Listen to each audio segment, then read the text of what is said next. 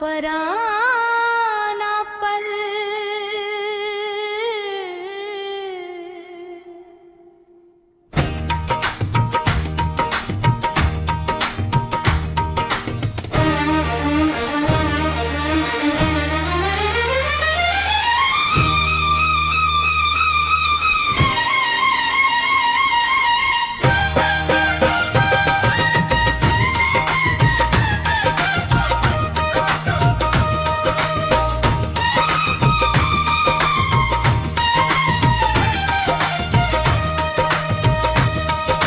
सब्ज मैदानों और लहलहाते खेतों के दरमियान एक फर्श को दरिया बहता था।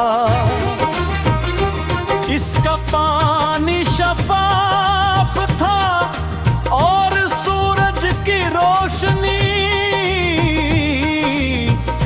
चांदी की तरह चमकता था। सुबह की तख्त हल्की तानी पर गिरती, मछलियां सतह पर छिलते और किनारों पर खड़े दरख्त अकनी पर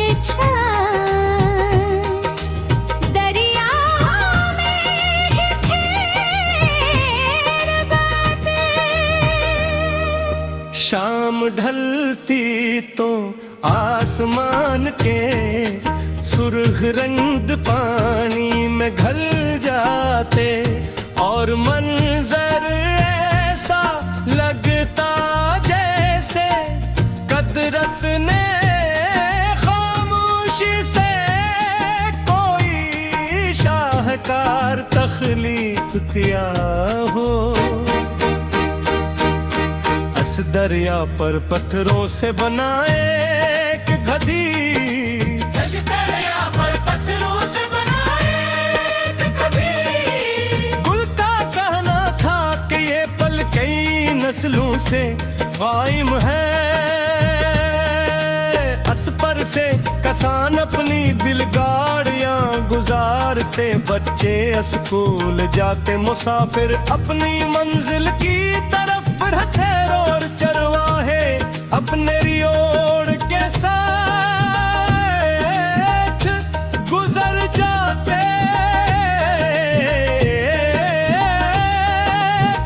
वक्त ने उसके किनारे धुसा दिए थे, मगर उसकी मजबूत आज भी पल के करीब एक छोटी सी कठिया थी जहाँ बाबा यूसुफ रहते थे। भोर सुबह पल की सफाई करते, टूटे हुए पत्थर दरस्त करते और वीरानों फल बेने वाली झाड़ियाँ एक एक बियाने जाने वालों पर बकरी बमहू। किसी ने कभी नहीं उस काम का मुआवजा लेते नहीं देखा था। एक दिन में भी उस पल तक बन जा।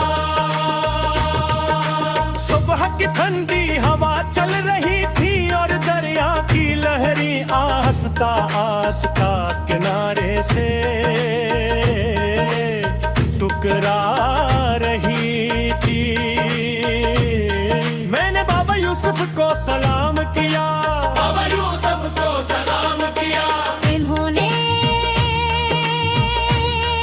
मोहब्बत से जवाब देना पार तेरे साथ तल पे चलने लगे।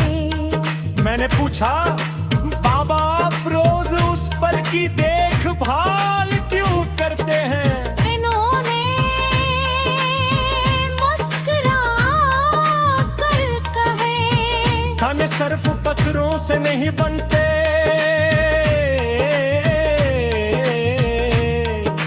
नींद रिश्तों से बनते हैं।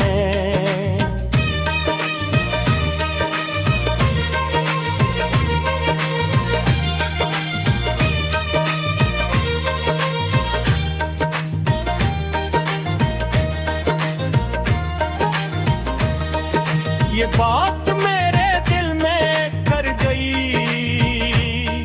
इसी दौरान एक गोरी औरत लकड़ियों का गिट्ठा खाई पल पार करने लगी। उसके कदम लर्ज रहे थे कमा, उसके कदम लर्ज रहे थे कमा। यूंद ने दुआएं दी तो बाबा ने असकर कहा, दूसरों का बोझ उठाने से इंसान कभी कमजोर नहीं होता।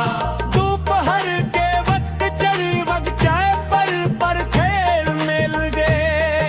वो दरिया में पोंकरियां फेंक रहे थे और कह लगा रहे थे, बाबा यूसुफ ने अपनी एक जगह बिठाया और कहा, देखो ये पल दोनों किनारों को जोड़ता है। जिंदगी में भी